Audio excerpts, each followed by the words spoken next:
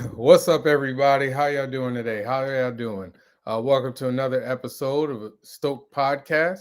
I am Javon Stokes, aka the most opinionated man in comics, aka writer, artist, creator, publisher of Heat and Strong, and owner of Visually Stoked Media. So happy to see you guys today. I know I did a terrible job of marketing this week. I have been slammed.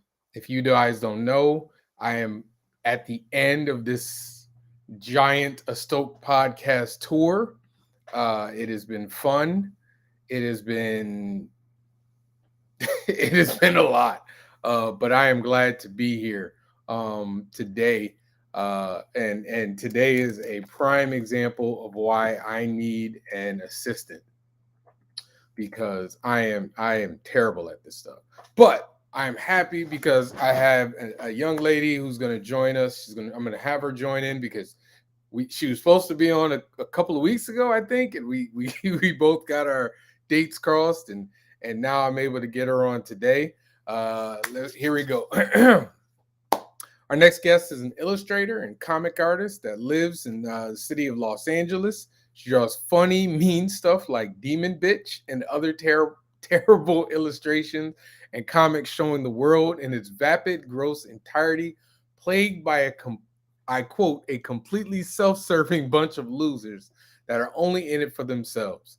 She is the winner of the 2018 Ringo Award for Mine, a comics collection to benefit Planned Parenthood for Best Anthology, and she's currently the president of CAPS Comic Arts Professional Society, which was funded by the esteemed cartoonists Sergio Aragonès and Don Rico and Mark Evanier.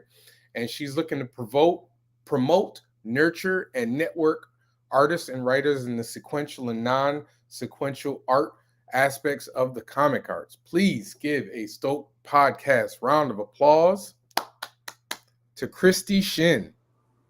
Hey, how's it going? Can you hear me Good. now? I can hear you now. Awesome. I've found a workaround for that little glitch for Restream. So as soon as I saw the box was black and I couldn't see you, I was like, I knew exactly Oh, what to do. all right. Oh Yes, well. yes. Well, Thank it's a pleasure to have you on, and I apologize for the wire crossing the last time. It's fine. I mean, the thing is, for the most part, I understand that it happens. I mean, it happens to the best of us. Like, there are times like I've read it, I'm like, so I understand. We're all human, so it's fine. Yes, yeah. It is. I don't know who this is on here. That's weird. We're gonna ignore that. We're gonna ignore that. I don't even Oh, know. that's spam. Oh well. Yeah, we got some spam. So we're gonna take care of that. All right. Welcome to a Stoke podcast. Oh, here's my son. Hi, buddy. What's up? Can I turn the TV off downstairs? Tell Trinity. Sorry, got to do dad stuff. Yeah, I understand. We, I we know a are. lot of people who have parents too. I have cats that like get in my face all the time. It's like one of the ginger ones, like a toddler. They crawl all over me. It's like, God, stop. If I didn't have a gate right here, my son would be on my shoulders. Like Oh yeah, yeah. he would. That's where he'd be. Um, but yes, yeah. Doing a podcast. One of the things that I'm learning is I'm trying to multitask between the writing and the art and all this other stuff. And some stuff gets laid to the wayside. Oh, there's the cat right on cue. Yeah, this is the evil one. People say, no, black cats aren't evil. She is. She's black with a skull butthole. You can barely see her. This is Ink. Oh yes, that Ink is an appropriate name. Hello, Ink. Yeah, she's like, you can't see her. She's just a little shadow. That's all right. All right, so let's get started. One of the things about the show is I'm always interested in hearing people's journey. Talking about comics is great, but how we get from point A to point B to me is the more interesting part. And I'm going to start with the same question I always start with every guest. When did your love of comics begin? Oh, I started when I was a kid. Jeez, I'm sorry. I know you It's talked about. allergy season I here. know. I did Zyrtec. I'm telling you. Normally I'm okay, but like ironically the rain kicked up everything. So it's like like that. Yeah. So this Yep. morning I feel like shit. Mm-hmm. Mm-hmm. Um Drink some orange juice. Make sure so you don't get sick. Diet Coke. I normally drink orange juice. I'm an orange juice fan, but I haven't been to the market lately because I've been so busy and I'm going out of town for Thanksgiving. Oh, So it's sort of okay. like this is a lost month. But for how I got into comics, I got into comics by just I was a kid, you read the Sunday funnies. That's what we used to call them back in the day, Sunday funnies or Sunday Right. paper. Right. Um, I also read my ethnicity is Korean, so I would read, some of the comics on the Sunday paper, and they were way more raw than fucking like the Sunday comics here. Like, yeah, the more adult ones would be like Rex Morgan and Prince Valiant, and we know how that is, right? Right. Right. Well, the Korean ones, I don't know what the title of this one was, but it was like the Joseon era, like it's like medieval Korea, but it had naked ladies and sex and like violence and shit. I'm like, what is this? When I was a kid. It probably explains why I'm all fucked up now. But anyway, that was in my Right. parents' like Korean paper, like this their newspaper, which was fucking crazy. And then I had relatives in Korea that showed me manhwa. So manhwa is like manga in Japanese, Mhm. except this is Korean. So manhwa, very different things. Then I watch anime, and then I've been, working on. Then I started reading regular comics like Marvel and DC, and then I started reading more of Eclipse and Viz, more of the manga imports. I mean, I lived in the Bay Area, so I go to Japantown and SF, and we get the bootleg fucking VHS recordings of anime and stuff that were OVAs and everything. So that was insane. And then as time went on, I think my first introduction was when I was little and my parents took me to Stanford, like, hey, you're going to want to go to Stanford, right? Like be a lawyer or a doctor. And it turned out I went into like the underground comics section. I started reading. It's like, what is this shit when I was little? Because like underground comics, like they don't hold to the rules of like mainstream, like Right. Image or DC or Marvel. They were just fucking art, But my mom like would take us to art museums and natural history museums and things like that. So it wasn't like a big stretch. So I appreciated comics as an art form. I got into Life in Hell. So if anybody knows The Simpsons, that was Matt Groening's Yep. first thing for the LA Yep. Weekly. Is that when he first moved to LA, he started doing a cartoon called Life in Hell.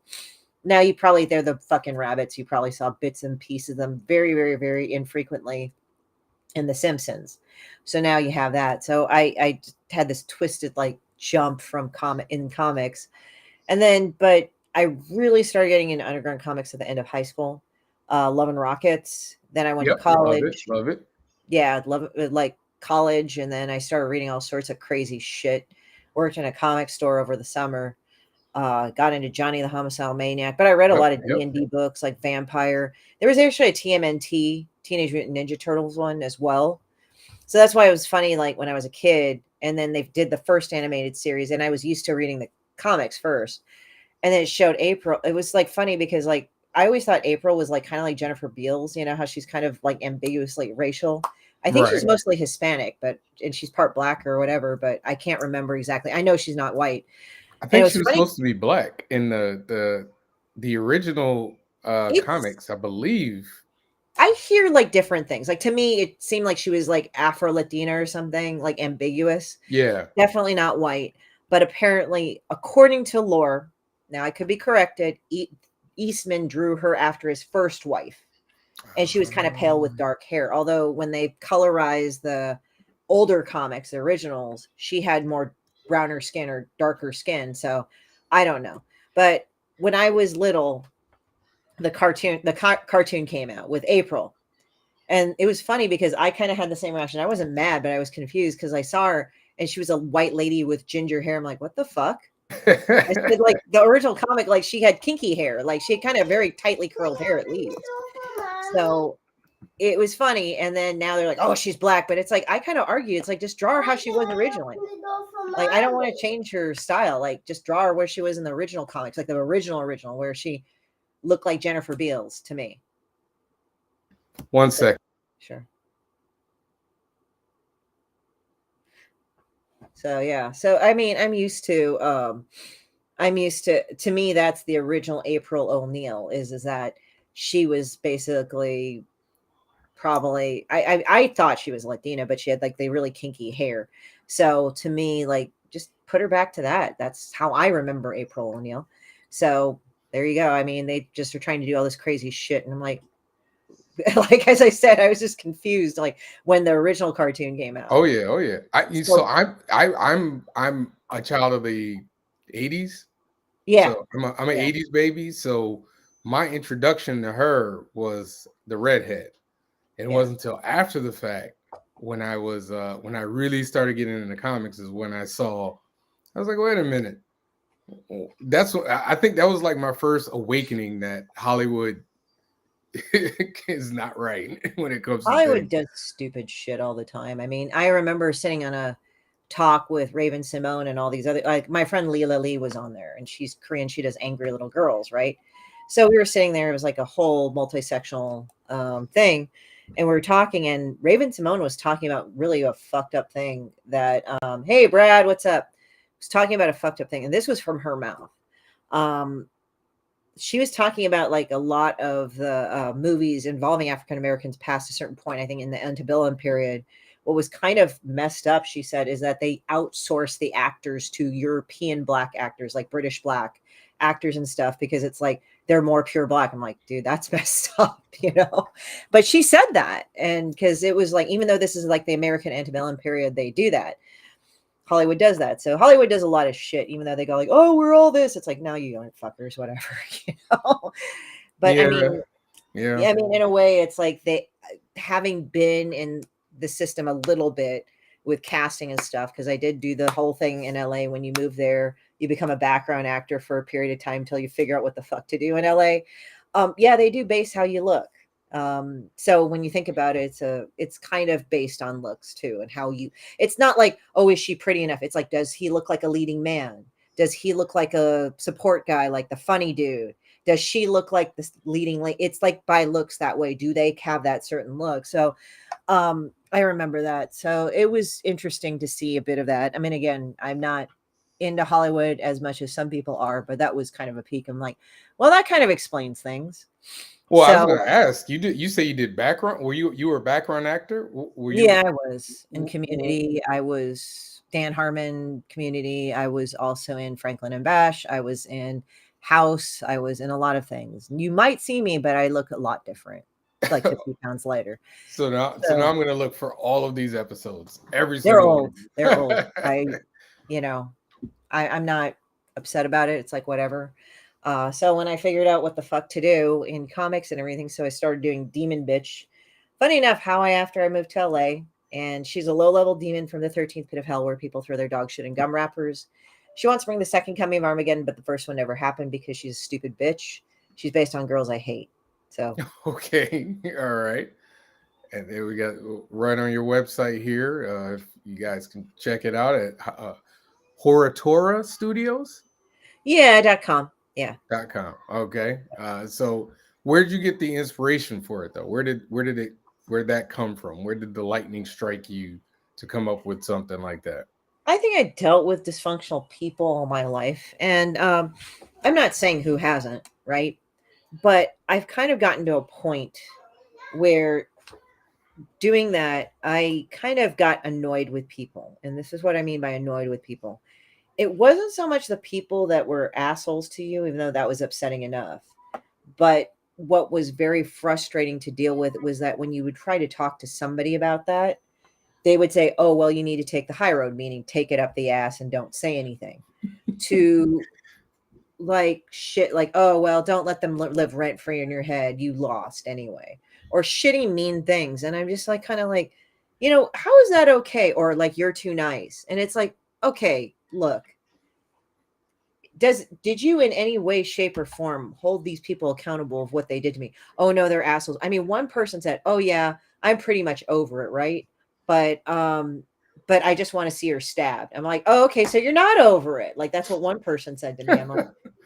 I'm just like going, that's not over anything. And then I just realized that, I mean, I've realized now with people that are friggin' annoying the hell out of me, I realize that I've kind of come to a place where I kind of don't care. And before you say, I don't care in terms of like I have no feeling. I mean, that could be translated, but it's mostly indifference. But I say indifference in this context, like more of like, it's not important what you do, but I still can acknowledge you fucking annoyed me or were a piece of shit or you irritated me. Yeah. But I don't take it as personally as in sense like it's not about me, it's about you, like really. So I guess like when I started drawing Demon Bitch, it was like my reaction to that. And it's so funny because I've realized through life experience that a lot of people came to me and said, wow, Demon Bitch is just she does the anger right then and there. Like it's like I get it. Not like, oh, I it's not like I just wrote a bunch of pissed off comics towards a group of people or a certain group or whatever. It's Right. more no matter where you're coming from, if this happened to you, you can relate to it. Okay. And it Okay. makes them feel that I get them on that level. Like, wow, this exactly happened to me in this way, this flavor and all that. And I've also personally rejected some things like take the higher ground or take the higher road in the sense that, no, you do like, okay, if somebody threatens to beat your ass, you don't go over to the house and beat their ass because legally that's not a good thing to do. Probably not. But, you take the higher road is okay, be calm and deal with the situation rationally. Like if you need to be, go to the cops. If you need to be, file a police report. If you need, whatever you can do in that situation legally and morally to do. That doesn't mean take it up the ass and don't do anything. That's what my friend Lawrence from Real Deal says. He says like, some people are just raised to take it up the ass. Is that it? And it's like, and the thing is that you just do the right thing, and doing the right thing is going through the system sometimes. It's not most of the time, it's actually not sitting there and shutting the fuck up and letting it stew inside of you. I don't find that healthy. I've actually had health problems as a result of Oh that. no. That is not something I want to do anymore. So it seems like this is all kind of born from anger and from frustration, right? Yeah. Yeah. But and then I Um, now find it funny. so what made you choose comics as the vessel to kind of push this out? I just kind of liked doing comics. I've always liked drawing. I've always liked, you know, um, drawing fucked up shit. And maybe it's kind of funny because like my mom would kind of get mad at me about some things. So she'd get really kind of upset at me about literally kind of doing nothing a lot of the time. So my attitude was kind of like, well, if I'm going to piss people off by existing, I might as well just do it and be funny and enjoy myself. So I did it, and then there were times I went like, I don't know if I should do it, and as Johnny Ryan said, well, it turned out that I should do it anyway. Sorry, I was muted. Okay. So now Demon Bitch, I don't think I've ever seen a visual style like this. And clearly you can kind of switch between this and another. What made you choose this particular almost like it it's very non-traditional, but it is still able to tell the story that you're trying to tell. What made you choose this particular style for this? I wanted to draw like I didn't give a shit, to be frank. So what I did is that I mean, it's funny because like actually people say, well, it's actually good art. I said, yeah, I mean, but it was more of the contempt of some towards someone, or contempt towards a character. And I admit there's sometimes okay, we're putting you down here. Ah, her huge ass was like weighing on me. But it was just like stuff that I was frustrated about, situations, people, or whatever. And just drawing it in a weird, squiggly, messy, I don't give a shit style was funny enough. Also, it's funny because like I actually can draw. I mean, Right, I people saw kind it. of yeah, I I can saw it. Your actually stuff draw. is amazing. This the other stuff is amazing. I Yeah. just think this is really interesting Oh to no, I look mean, at. I don't take that personally. What it is, it's funny because for the longest time I drew pretty. Everybody said, "Oh, what great artwork," but they would never buy it or pick it up. And then when I started drawing really fucked up and shitty, that's when people started noticing. I think essentially, like, when you're drawing pretty, sometimes you're on this pressure to like make it look good or make it look right. But when you're drawing fucked up or messy or shitty, you just kind of draw it and you just kind of it's like it takes it to a realm of something else. It's like with Sarah Scribbles, that's a popular one that people watch and read. And like she can actually she's actually drawn some really nice graphic novels, but what's she known most for? Oh, she's known mostly for, Sarah Scribbles, this buggy eye. Like, if you actually look at a picture of her, she doesn't look anything like that. But, she draws a buggy eye character that's representative of her. Yeah, I mean, I have my own experience with that. Because I can draw very realistically, and I think sometimes I feel like when you draw like really realistic and very traditional, it's almost like you fade into the pack, which is why like people don't pay as much attention to you. But I have my other style, which is almost a mix of it's very cartoony and it's a lot more expressive. And that's the one that people say, "Oh, I really like that one. Oh, I really like that one." So I kind of empathize and totally get where you're coming from, where people pay more attention to the expressive and the unique as opposed to the traditional. Yeah, pretty much. I mean, as I said, I think if you draw bad, quote unquote, and I'm not even saying like that's really bad. Like I don't think Sarah Scribbles, that's a bad thing. It's just more, it's less formal, it's less, you know, Well, done. this is very distinct. Yeah. Like no one else I don't see anyone else draw like this. So the first thing I'm gonna think when I see this from here on out is, oh, that's Christie Shinn. Yeah. Whereas, like I said, traditional stuff sometimes kind of looks like everybody else's a bit. Right. So Right. this is it just seems very therapeutic. Would that be the best way to describe your creative process? I would say so. Like sometimes if something's been pissing me off for a while, that's one of it. And then if it starts making me laugh like a little asshole when I draw it, then I think I've kind of succeeded. So, Oh, I there mean, you for go. me, I think that I don't know. It's weird because I'm very, very, very free flowing with my art. And I think that's the best way to do it because like when the quicker I do it and the quicker I have it done, the more I get it going. So I don't know. It just seems like the better, like the less quote unquote time I spend on it, the better people like it. And I think because like the gesture comes out, the Yeah. rawness comes out. And I think that's been a very appealing thing to people that really like my work. And it's funny because like when I do it, sometimes people say like, "Oh, your cartoons are really biting or they're really evil," and I'm like, "What?" Like I didn't think it's that bad. Like I'm not drawing dead bodies and like freaking like people stabbing each other in the face all the time or shooting each other, blowing each other's brains out. Like if you look at some anime, like Jesus, like that shit, some of that shit is pretty raw. Like if you look at Berserk or you look at some of the Goro shit that was out there, or like some of the 90s stuff that came out, it was pretty gnarly. But yet, like when I draw this, they're just like, oh yeah, yeah, that's evil. That's really messed up. I'm like, okay. Yeah, I mean, I've tried to get in. Like, I'm very, I'm well known for saying that I try to get into anime and I can never find my way in. But the animes that I have seen, it's like good blood gushing, body parts flailing. I mean, they'll show Like, like sexual assault and things like right, that. like And it's like, man, it's like I don't even show that shit in my stuff. It's like, yeah, like it. I'm just like, wow. Like and I always see all these teenagers walking around watching this stuff, and I'm like, your parents have no idea.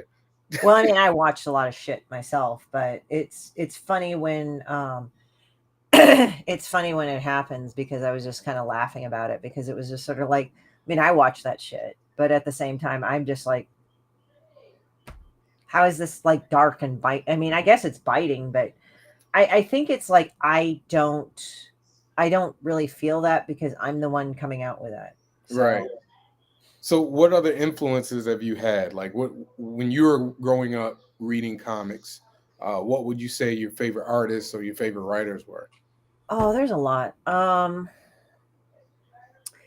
There's like I know ones that did like now comics like Ken Stacy, like did the real Ghostbusters. Hmm. Hmm. Masame Shiro, Dominion, Appleseed, Hmm. Otomo, definitely like Tezuka, yes. Let me see.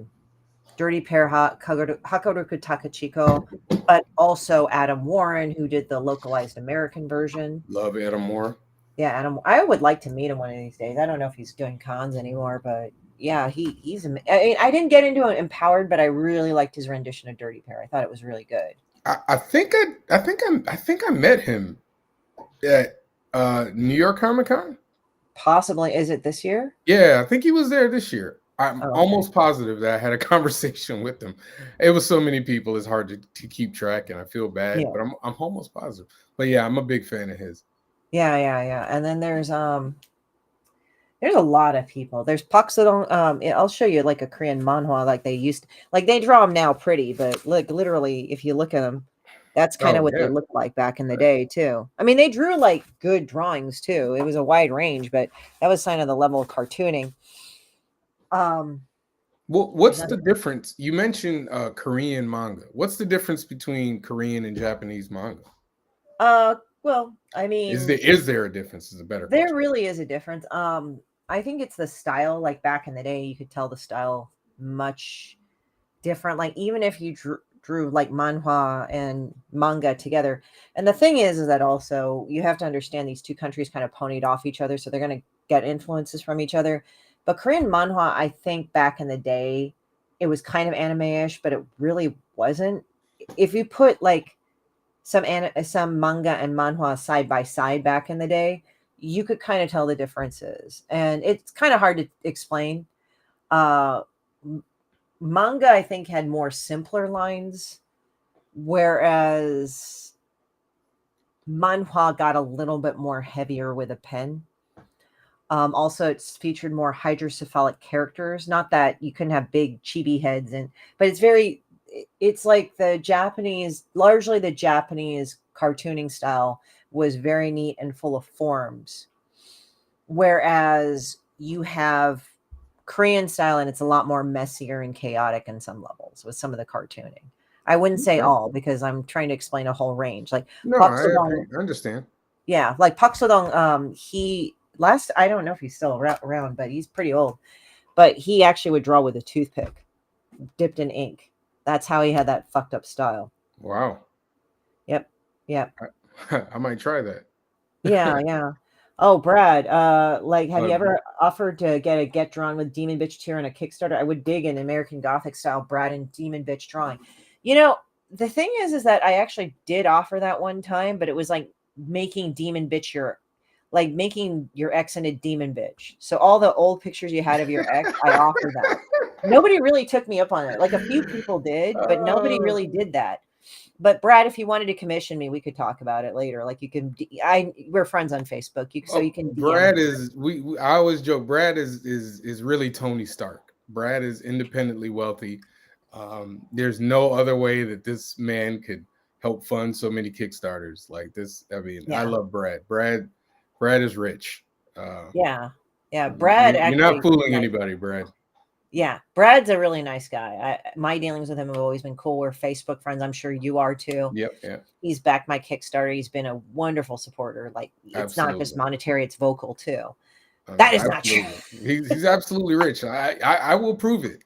I'm going to prove it. Yeah. I'm gonna catalog all the Kickstarters that you've done. We're gonna add them up. We're gonna add them up. Um, uh, I'm just Well, it's wonderful for us. we appreciate your irresponsibility.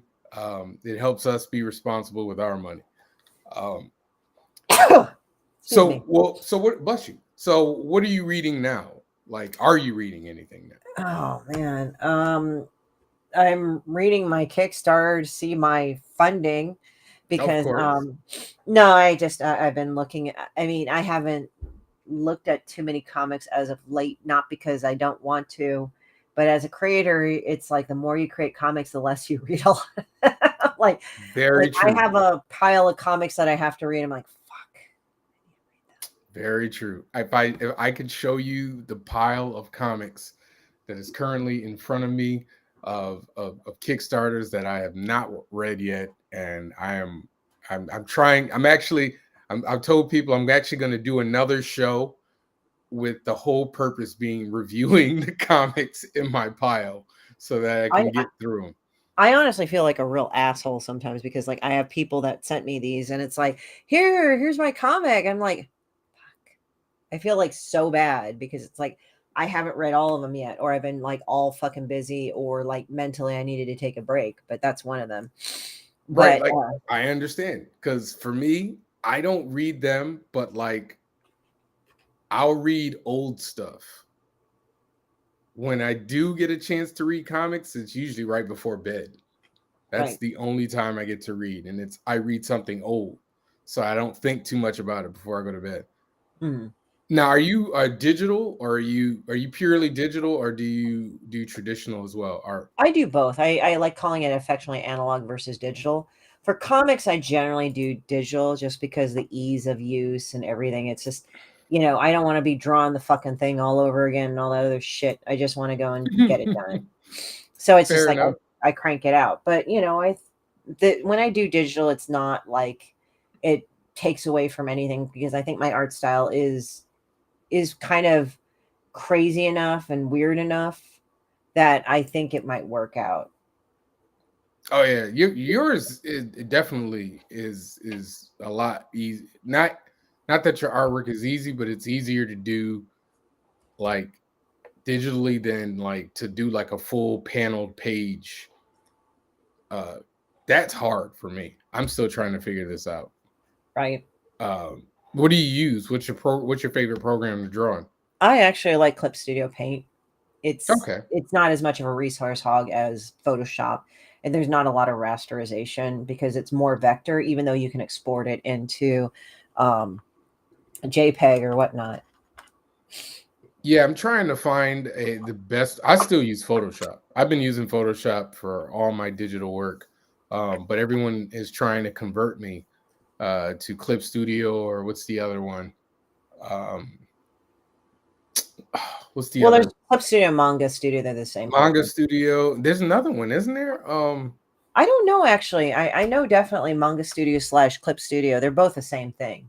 And what I Okay, like about Clip Studio is that you can start off with them at $50, but sign up for their newsletter, because you can actually buy it for half off at least a couple times. okay, but Which you need a like a iPad, right, for that one? no, you can use a monitor, tablet, or whatever. Like, you can have it for the desktop. I have it for my Surface. So the Okay. thing is Oh, that okay. what the thing is that I didn't go with iPad, because if I went with iPad, a lot of my shit would have had to go subscription. And I kind of Mhm, want to cut down mhm, on it. I just want to pay for mhm. it and be done. Yeah, Hi, Quentin. What's up? So it's like there's that. So I mean, Adobe Illustration. the Adobe is okay, but personally, I think it's a little bit too much and too annoying for that. I think Clip Studio Paint is good for comics in general. Well, I would say like Photoshop is not very intuitive for comics. No, At least my experience for it. no, it's Just not. No, it's not. setting up the panels and all that other stuff. It's just not great for it. I haven't found an easy way to set up panels in Photoshop, whereas I've seen people do work in Clip Studio and the other ones, and it's just like panel. I'm just like, my mind is blown at how easy the paneling it is. So Yeah, yeah. It's just the paneling's very easy. And what I also hated, because I have a PC, I would do Photoshop and I just put the stylus down and it would just hang. mm, I'm like, you mm, fucker, can you just mm, go? mm-hmm. So Or, when I draw in Photoshop, when I pick up the pen, it always leaves like a hook.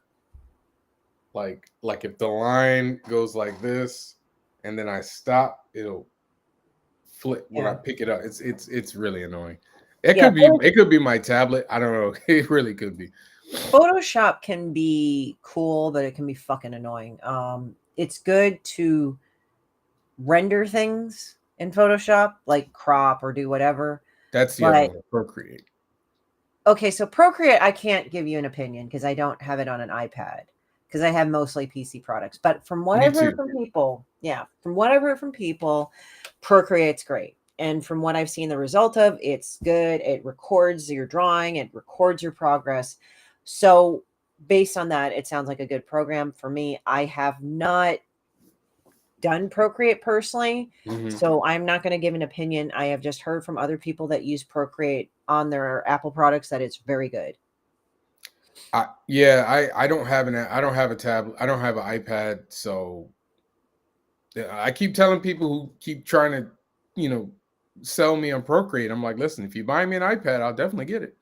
Um, I'm okay. Used to remember Adobe brand name during my art study years. Yeah, Well, I mean, I did it a lot too, but then Clip Studio has like been fairly recent about that. Oh, hey, Captain Comics. Um, now, did you go to school for art? I did. I went to UC Santa Barbara Art Studio. Oh, okay. It was multimedia. It was multidisciplinary. I did websites as well as digital work as well as traditional medium. Now, were they more of a so I'm learning that there's like almost two different types of art schools. There's the art school that's more traditional art, and then there's the art school that's like we'll teach you how to make money with art. Like which It was one? a multidisciplinary, so I did both. Okay, okay. Yeah. Did they have business courses for you guys? At the time, no. I'm sure I could have taken business courses, but they did not have art specific business courses. It was mostly based on the art. Um, I don't like that. And I think more colleges are getting wise, or I've told people, look, if you're doing an art major, please get a business degree too, Mm, so that you have an idea of business ethics, ideas of contracts, things like that, or at least a minor in business. Like, at least because that artists are getting more and more independent, and we've had more power than we've ever had mhm, in it mhm. throughout history. I mean, people argue, no, you don't. And like, shut up. We actually have laws that do protect us and our IP if you know how to use them, and for the most part, I think that that's a very useful thing to have, essentially. And it's interesting because you have to have some level of persistence. Um, I guess I know I'm getting somewhere because I have art skimmers trying to skim my art, and I don't bitch about it all the time because, to be honest, it's like, all right, well, to be frank, it's like, oh well, that's what happens. You can actually shut those things pretty much down when you go and write legal and say, hey, you're using my copyrighted work. And you just send them a nice little letter and just tell them these are the copyrighted images. And it's not as exhausting as one makes it out to be. And actually, a lot of those companies do get shut down even before. Like, sometimes some of my friends that do this thing skimmed your work, and I said, really? And I clicked on the page that it supposedly had it. It was already down. I'm like, oh, fuck it, whatever. But I mean, I've had to do that with people. But it was funny. I did some fan art I just kind of wanted to draw Ursula. So I drew art Ursula. And one skimmer site actually skimmed it and tried to sell it. I said, wow, they're fucking stupid, because that's like Disney work too. Like, I wasn't even selling this fucking thing. So I just reported them. That was great. I You're said, like good Disney. You motherfucker, send go your in. lawyers. You don't even need to have a lawyer. You just go contact their legal department and say, hey, you guys are, like, literally, you just say, hey, you guys are selling my artwork unauthorized. You give them the link and they'll shut it down. I don't even know much. Honestly, I don't know much about skimmers. Are these like I think they web? skim your images or they save them. Like, it's an automated program that skims them and puts them on those cheap merchandise sites where they put your artwork on everything. And it's like, no, fucker, get out of here. Okay, I got you. I got you. Yeah, I know. I had a friend.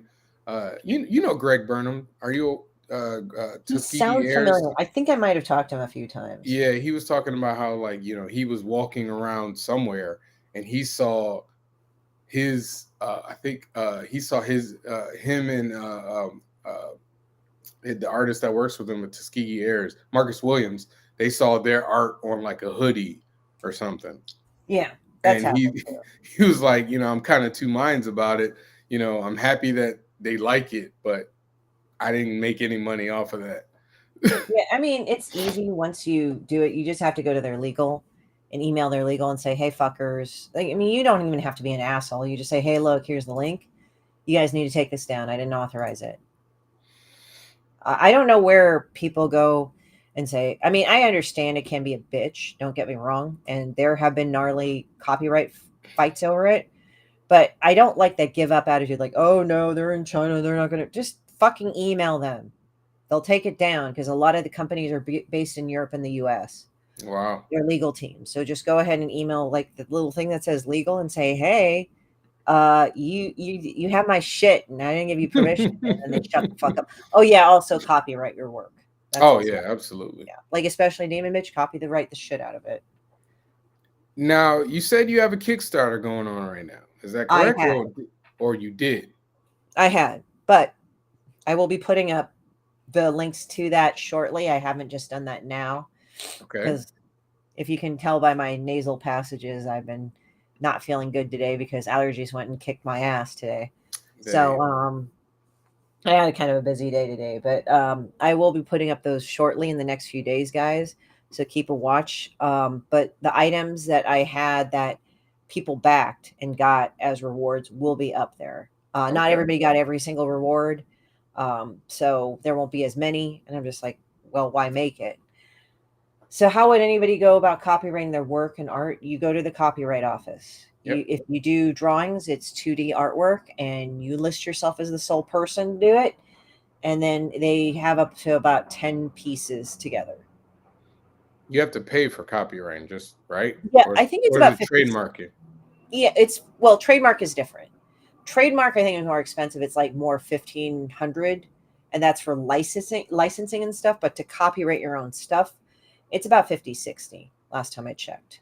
Not per piece, but per group, right? Per group, yeah, and I think Right. it's a group of 10. Before you used to be able to do all fuck all, but they like I think reduced it about 10. But Right. it's about $50, $60. So if you made a cartoon character, go copyright it right away. Yeah. You know, it's funny. I did want to say you mentioned your allergies. I had my wife knows how bad my allergies get. And I remember I had a particularly bad day. Like, and you know what I'm talking about when you can't breathe at all and your eyes are watery and everything. And, you know, she was kind of looking at me and kind of laughing, not laughing, but she was giggling. And I was just like, you don't have no idea. You know, you have no idea. You're lucky. Your nose hasn't betrayed you. You have no idea how great it is that you can breathe. Mine right now, I haven't had this type of allergy attack, but the type of allergy attack that I had today, it was just like runny nose, like sneezing all the time. I'm like, oh shit, because it rained over here in California, so it kicked up a lot of shit. Right, whatever. I don't know why. I mean, and also I get high as my skin starts itching. It was I full do too, on. though. I do too. Yeah, I yeah. do. Yeah, like most of the time of the year, like I actually take this supplement called Curtis bromelain, which helps clear it up because how we were talking earlier, I would actually develop resistances to allergy medication after a week. Mm-hmm. And After it a was week? after a week, yeah, for a while it was just not Wow. working and I would have to take more and more. And I'm like, this is stupid. So I tried looking into other methods. So I did it that way, even prescribed allergy meds. Like even the doctors are like, why aren't you, what's going on? So I started taking a supplement. I haven't taken it lately because I haven't needed it, but I might as well. But it's Curtis bromelain. So I take it and it clears it up because it's the histamine count. It cleans out the Right. histamine. But today I was just like, oh, I would let the seawater kicks bug. I don't want to drive to the fucking ocean and pay for parking there right now, and it's fucking cold. But it's just like, yeah. So it's like runny nose and everything. Sometimes my allergies would get so bad, like today, it feels like I have a cold. Yeah. But it's weird because it's not like it isn't like it doesn't feel the rest of the way like it's more in the thing. I was But trying to explain that to my wife. yeah, but then you get the body aches and shit because your body's all pissed off and irritable because of all the histamine count in it. So yeah, it's different. It's like I think with a cold or flu, you start running a temperature, but even then with allergies, you can run a temperature because your Yep. body's like so Mhm. overclocked. Mhm. But it's like I think it feels like a certain way Mhm. in your chest and everything. Like even though I was coughing earlier, it was just dry. Like you feel the little particulates Mhm. going down your Mhm. throat and it Mhm. sucks. But I used to take this stuff that dries up the mucus in your nose. What's it called? It begins with the S.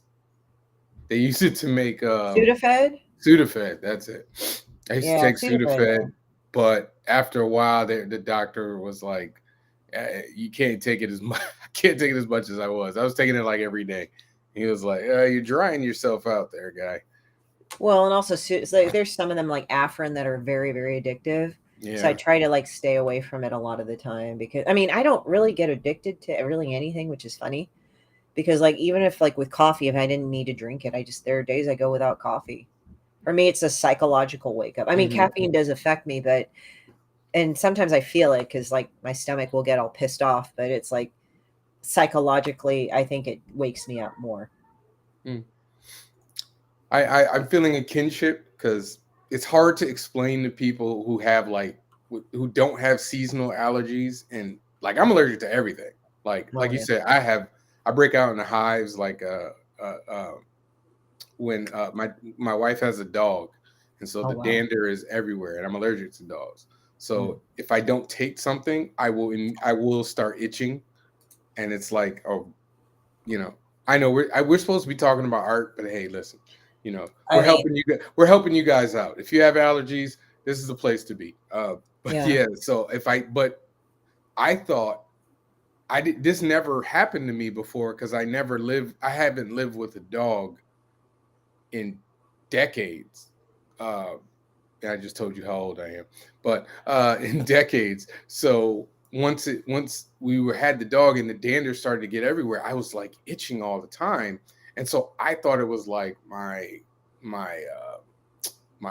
wash the stuff to wash our sheets, stuff that wash my pants and everything, and then I just kind of realized what it was, and I was like, oh, it's the dander. Oh, okay, the dander's getting everywhere.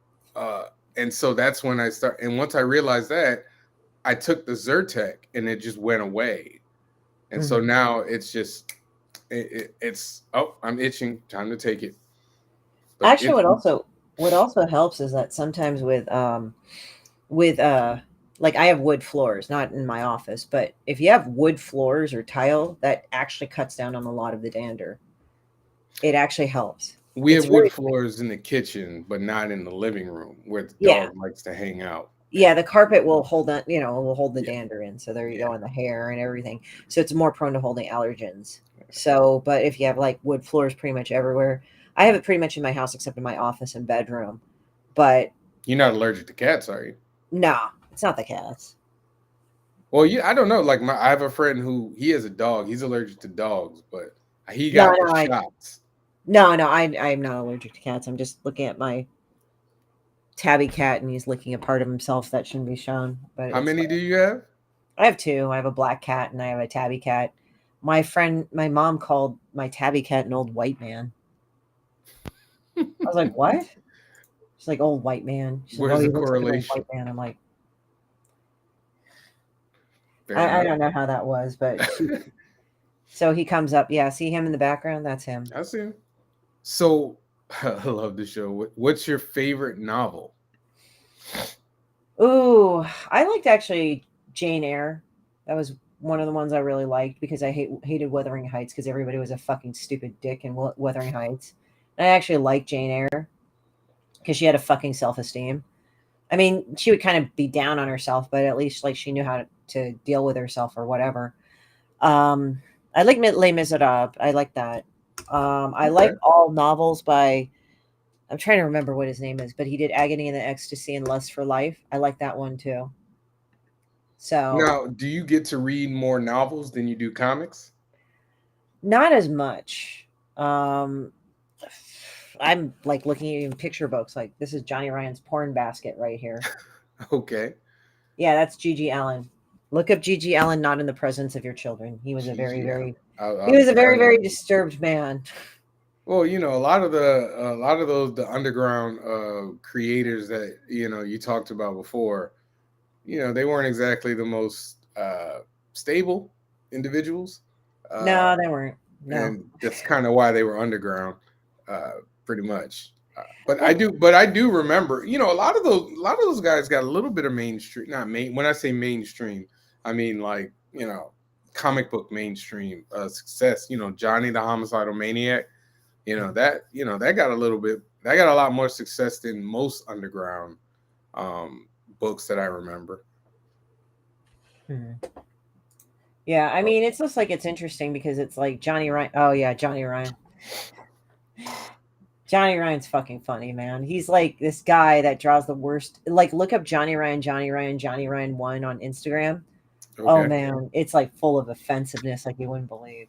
So I'm saying that off right now. So if you guys get pissed at me, it's like, no, I warned you. It's disgusting. I see you're drawn to that type of the comic book. So you're far and away from the traditional Marvel and DC stuff, apparently. I mean, I like some Marvel and DC, but I mean, like after a while, the continuing storylines are kind of like, there's only so much. I'm not saying it sucks. I'm not saying it's horrible. It's just it's something that doesn't interest me after a period of time. Like I No, it had makes Cartoon sense. Holocaust and things like that, and Comic Book Holocaust where they had Daffy Duck like on a fucking gibbet, like on Noose. It was he drew that, Johnny Ryan, and then Okay. there were other ones that I saw. Okay. Okay. Are there any like? Well, I mean, is there underground right now? Like, do we consider certain comics underground, or have we all just kind of moved them all to independent? It's kind of funny because I think there's some that still are underground. They still have that underground label, depending on what subject matter it is or anything. But I think they're more easily aired and out in the open. Independent, I mean, that can be varied from indie artists like just making their own superheroes that are not affiliated with Marvel or DC to just slice of life. You know, I think underground like kind of deals with subject matter that can be pretty rough and raw. I mean, like Johnny Ryan had Prison Pit, I'd consider that underground. Okay. But I also still consider Crumb fucking underground too. And I love it when those stupid idiots were going like, "Oh, you should cancel him because of his views on women." It said, "You do realize he drew this in the '60s?" "Oh, he's racist." I said, "Do you realize he did this in the '60s? What did the '60s do?" "Oh, civil rights and women's movement, you stupid fuck." I mean, that's the thing that annoys me because people are like, "Oh, well, they were a terrible person." I said, "Do you realize he was kind of lampooning white privilege here? Like, if you actually really looked at his drawings, that was lampooning white privilege. You guys don't know satire, do you?" No, satire is dead nowadays. I personally feel like that. Like you can't. Again, I'm a child of the '80s, and I grew up in the '90s, and the '90s was full of satire and full of inappropriateness.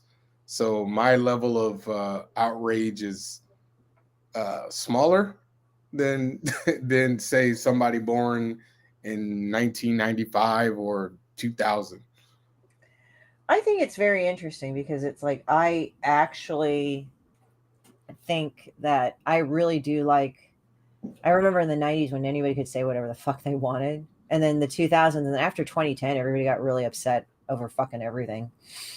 And now it's like I think the thing is that I don't think satire is dead.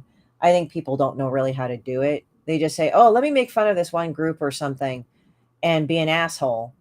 But then it's not done in a way that's sort of inclusive in the sense of, "Oh yeah, that group does it." Like when women make fun of other women, it's like, yeah, we kind of know, we get it, but it's not relatable to men because it's not made relatable to men. Right. And then if you're saying, "We'll make it relatable to men so that they can understand," it's like, "Oh, well, I have to make it like a man." It's like, no, motherfucker. I think men are a little bit more intelligent than that. But Some I think there's this damaging thought that, oh, people are stupid. It's like, no, people are just highly emotionally reactive for the most part.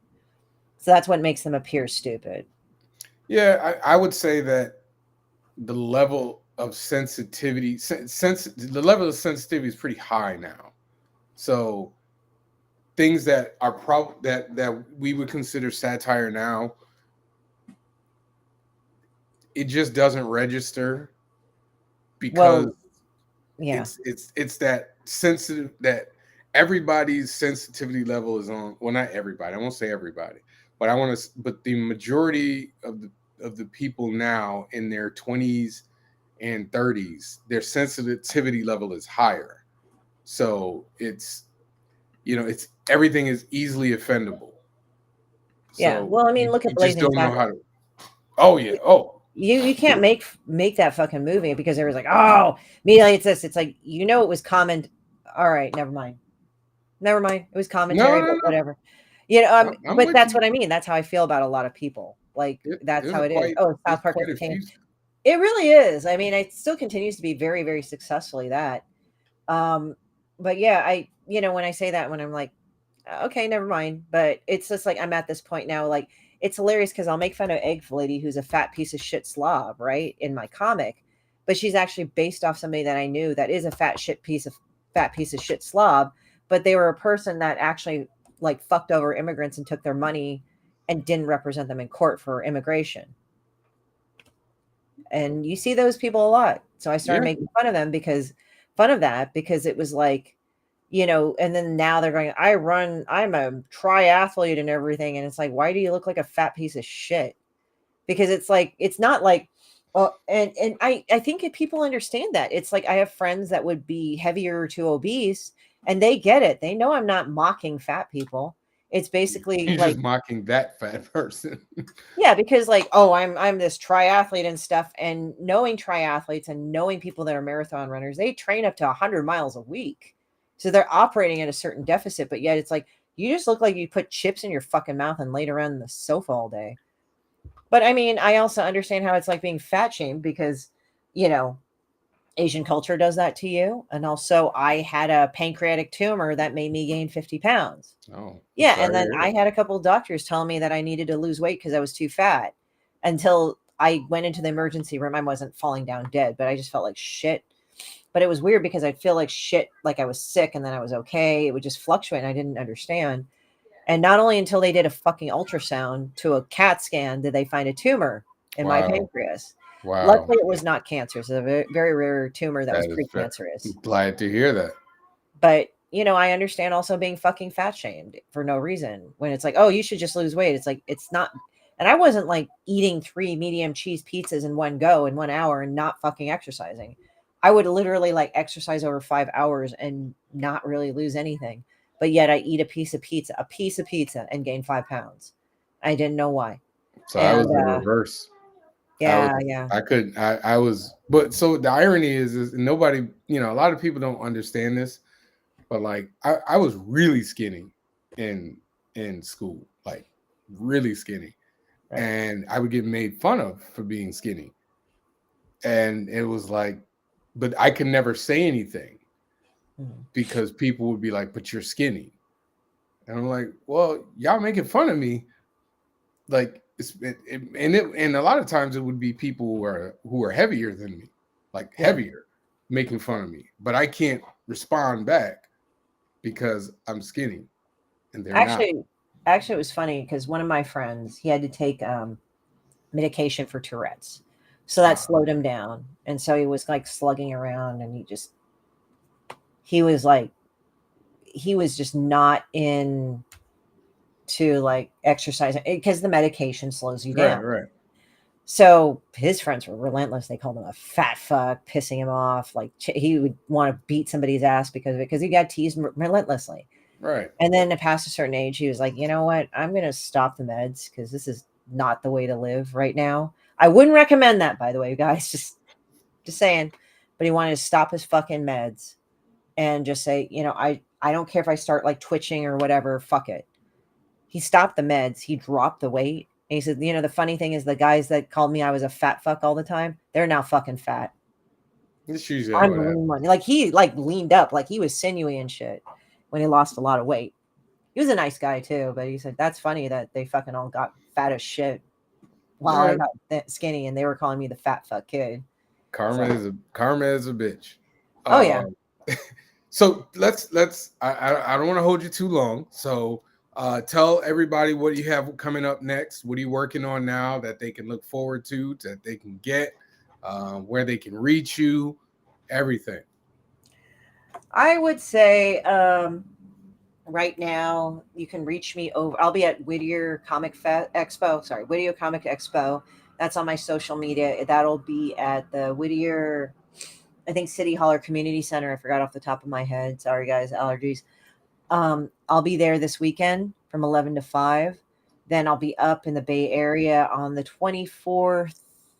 It's after Friday of Thanksgiving. It's not Thanksgiving itself, but it's Friday to Sunday.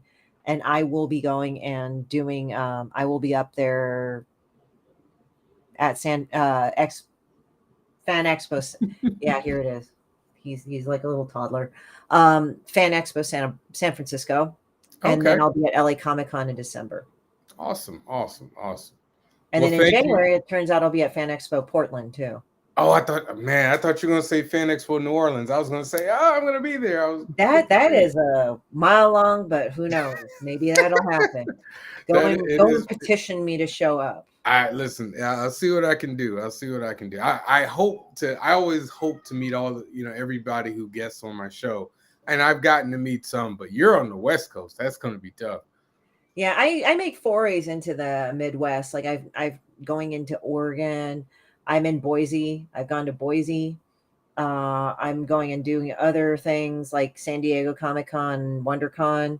So I do those. I've done a lot. I mean, I haven't done international yet. I am, like, as I said, if I'm a guest, that would be awesome to do. Awesome. Yeah. I mean, yeah. I usually the furthest over I've been is Ohio. Yeah. I haven't been any further west or in the Midwest, any further Midwest. In the lowest I've been is Atlanta. Yeah. So listen, I'm like you. If you want to guest, if you want to get me out to the West Coast, I will gladly come. Yeah. And it's not because I don't want to visit, just because it's just travel and airfare have gotten crazy now. Yeah. Listen, I'm not looking forward to the prices for this trip to New Orleans. Well, thank you for coming on. This was definitely fun. Fun and funny. We definitely whenever you have another project, let me know. And then we can definitely get you back on, and so you can pitch some more stuff, and definitely some more Demon Bitch. I am enjoying saying the title of your book. Oh yeah, like sometimes those people say it like their mom's gonna smack them across the mouth. It's funny. Well, Demon bitch. Well, I curse, but when I curse when I'm thinking about a comic book, it's almost like I'm pausing because I feel like somebody's listening, and I know my 5-year-old is around. So I said it my one time, and that's it. I can't say it anymore because he will quick to tell me that is a bad word, Daddy. Yeah, but I mean, I think tomorrow I'll start putting the merchandise up for sale on my website. It's a pre-order because I'm currently getting them made. Okay. But I will say this, like, guys, like, in the meantime, the Kickstarter got people I have to fulfill ahead of time. But if you get anything that's a book by me, it will be personally signed by me. But you have to get it through my website to do that. Awesome. I just like how he's lying here. That's all right. Well, thank you again, and have a great weekend. Thank you for coming on my show. Thank you all for stopping by this very, very, very quickly thrown together Stoked podcast. But it worked. It worked. It was great. Thank you for stopping by, everybody, for Creative Talk with Creative People. I will not see you next week. I will be drowning myself in Thanksgiving food. But I will make sure see you do weekend. like gravy milkshakes and shit. I bet that's good. Listen, I just want my mac and cheese and my turkey. Are you the one that likes the fucking mac and cheese from the box? Because I do. No, that's bad. No. I bake mac and cheese. If it's not baked, it's not coming in towards my mouth.